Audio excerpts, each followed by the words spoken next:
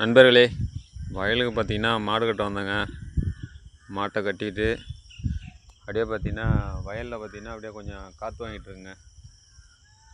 நல்லா ஜில்லுன்னு ஏசி மாரி அடிக்குதுங்க காற்று. அவ்வளோ ஒரு குளுமையாக இருக்குது.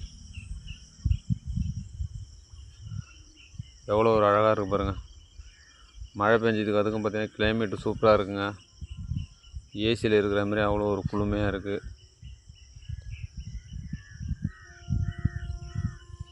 எங்கள் ஊர் விவசாய நிலங்கள் எவ்வளோ ஒரு அழகாக இருக்குது பாருங்கள்.